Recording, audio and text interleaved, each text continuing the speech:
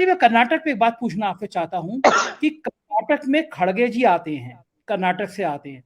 कर्नाटक की जो हवाएं आ रही हैं, वहाँ के जो पत्रकार हैं, हम लोगों ने अपना 4 PM कर्नाटक लॉन्च किया, तो रमलेश जी लगातार घूम रहे हैं, बात कर रहे हैं, तो संकेत मिल रहे हैं शायद कांग्रेस की वहाँ वापसी होगी।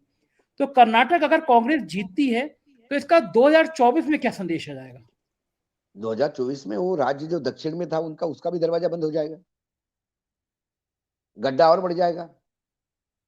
अभी तो हम बिहार, महाराष्ट्र, बंगाल, ये तीनों राज्यों का, झारखंड, इन्हीं तीन राज्यों का गड्ढा ढूंढ रहे हैं कि ये यही का थोड़ा माइनस हो जाएगा। कर्नाटक में भी माइनस हो जाएगा तो फिर बहुत ज्यादा तकलीफ हो जाएगी।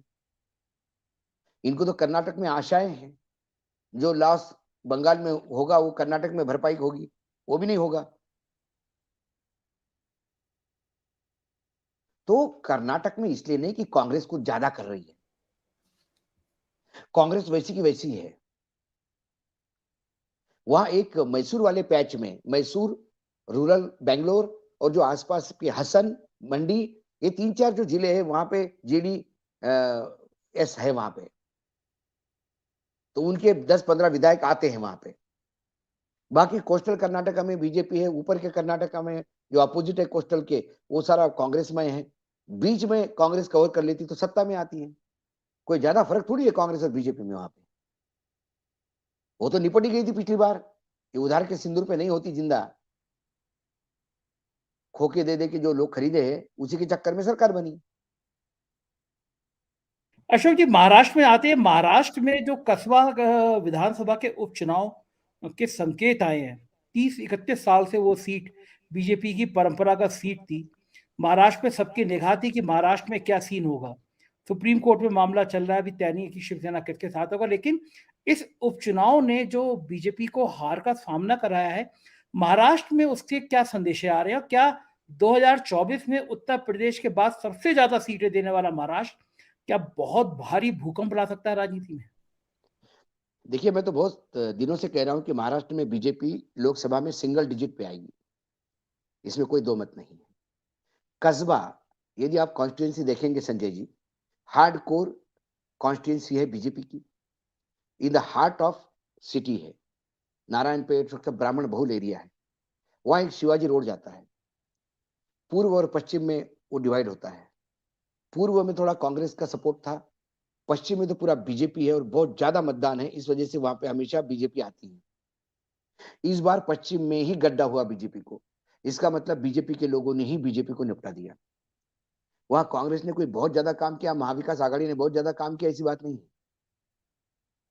2 चुनाव हुए पूना में, एक कस्बा का हुआ जहां 1-to-1 फाइट हुई, बीजेपी बुरी तरह से निपटी, और ट्रायंगुलर फाइट हुई चिंचवड़ में। जादव साहब थे, उनकी विधवा थी, उनको दिया टिकट बीजेपी ने।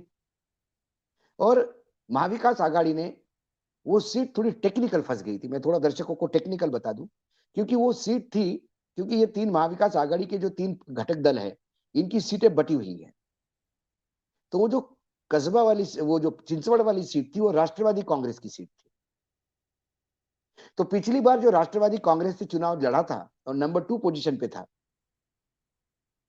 जो जादव से हार गया था, उसको लगा कि अब ये मुझे सीट ऐसी नहीं मिलेगी, तो जादव की तबीयत भी ठीक नहीं रहती, तो आगे पीछे ये सीट मैं बीजेपी के साथ जाऊं, तो वो बीजेपी और शिवसेना के चक्कर में शिवसेना ज्वाइन कर ली। उसने शिवसेना ज्वाइन कर ली और शिवसेना टूट गई बीजेपी से।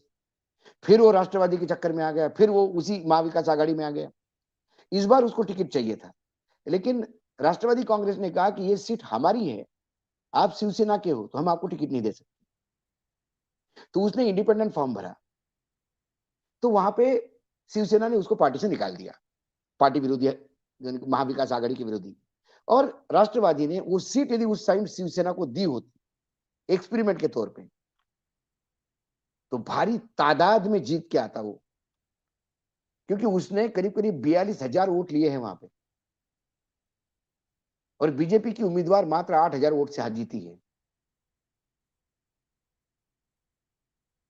इंडिपेंडेंट लड़के, उस लड़के ने, लगाटे तो ने। इसके संदेश क्या है महाराष्ट्र की राजनीति में? इसके क्या इसके संदेश है? संदेश क्लियर कट है। आप अंधेरी ईस्ट की सीट तो लड़ ही नहीं पाए, आप भाग गए। आपने उम्मीदवार डिक्लेयर करने के बाद कैंसिल करके श्रद्धांजलि करते रहे। उसके बाद विधान परिषद के चुनाव हुए, फिर आपका सुपड़ा साफ हुआ। वहां पे भी एक नागपुर की सीट इतनी पुरानी सीट थी बीजेपी की, गडकरी से लेके सब लोग उसमें से चुनाव लड़ते थे, वो सीट कांग्रेस ले गई। और उसके बाद ये कस्बा की सीट, चिंचवड़ का त्रिकोना, यदि इन्होंने पूरे प्रदेश में त्रिकोणी लड़ाई नहीं की तो ये निपट जाएंगे बुरी तरह से। ये वो समझ गए हैं, ये अब केंद्र भी समझ गया है, इसलिए थोड़ा हमारे यहाँ एजेंसियों का प्रकोप कम हो गया है। उनको लगता है और एजेंसी का प्रकोप कर देंगे तो ये त्रिकोने में एक सीट आई वो भी नहीं आएगी ट्रायंगुलर फाइट में। लोग समझते हैं कि कल तक नारायण राणे भ्रष्ट आपके हाथ ऐसे मंत्री बन जाता है। सही बात है। जिनके अच्छा, ऊपर भ्रष्टाचार बीएमसी, के आरोप है वो आपके पास चले जाते से ही साफ हो जाते हैं, ऐसा कैसा हो जाता है? अशोक जी, बीएमसी के चुनाव क्यों नहीं हो रहे? बीएमसी के चुनाव में यदि सेना और महाविकास आघाड़ी स्वीप करती है तो फिर इनको सिंगल डिजिट पे क्या ये दो लोकसभा लाएंगे कि एक लोकसभा आएगी, इनकी कांग्रेस जैसी स्थिति नहीं हो जाए।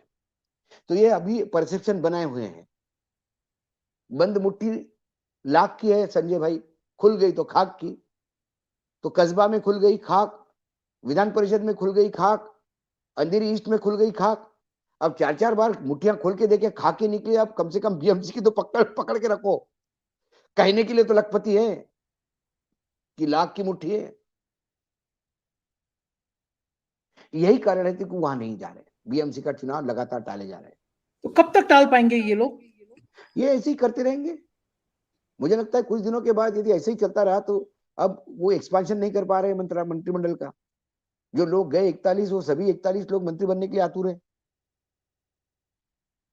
परेशान है अभी। सहानुभूति किसकी तरफ ज्यादा है, शिंदे या उद्धव उद्धव ठाकरे? उद्धव उद्धव शिंदे की तो सहानुभूति है ही नहीं।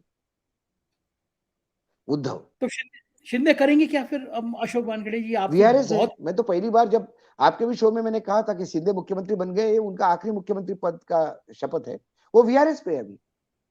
देखिए संजय भाई, शिंदे भी क्या करते, वो प्रधानमंत्री तो बन नहीं सकते थे। वो महाराष्ट्र की राजनीति में सर्वोच्च पद था मुख्यमंत्री, वो उनको लगा वो कभी जीवन में नहीं ले सकते, क्योंकि अब ठाकरे परिवार भी पद लेने लगा है। पहले तो ये था कि ठाकरे परिवार पद नहीं लेता था, तो एक चांस था भाई, नारायण राणे भी बने, जोशी जी भी बने, तो उनको भाई एक ऑटो वाला आज अब्जोपति है, अरबोपति है, और क्या चाहिए? अब एक नाम चाहिए। अब पूर्व मुख्यमंत्री है तो जीवन भर के लिए रहेगा, चाहे भाई आप देवगौड़ा जी भी तो पूर्व मुख्य प्रधानमंत्री कहलाए जाते हैं, भले उनके टेन्योर कुछ नहीं हो। तो अब पूर्व मुख्यमंत्री बन के रहेंगे वो, बाकी चीज की किसी कमी नहीं है ही नहीं। जो कमाया था वो गमाना नहीं था, इसलिए ईडी का प्रकोप चाहिए नहीं था, इसलिए साथ जाना जरूरी था। अशोक जी, लेकिन मैंने अब पिछले मुझे दिनों, डर इस बात का है संजय भाई, ये शुरुआत है। क्या नई सरकार केंद्र में आएगी, उसके बाद भी क्या हम यही बात करते रहेंगे कि अब ये एजेंसी का दुरुपयोग कर रही है? क्योंकि अभी क्या सही, हुआ, बुढ़िया मरने का डर नहीं है, मौत ने घर देख लिया है। सही, बिल्कुल सही पत्रकारिता बात। भी ऐसा ही संकट है।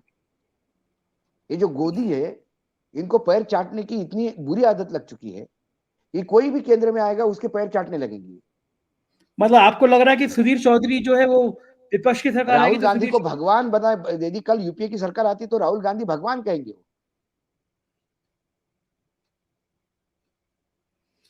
शर्म नहीं आएगी इनका अपने कोई ऊपर? माए बाप नहीं है। अर्णव गोस्वामी क्या बोलते थे आपके मुख्यमंत्री के लिए, माने उत्तर प्रदेश के मुख्यमंत्री के लिए, क्रिमिनल है ये। आज योगी देश का सबसे बड़ा नेता हो गया उनके लिए। ये तो वो भाट है जिसका राज उसके राज दरबार में जाके भाटगिरी करते, पत्रकारिता थोड़ी कर रही है।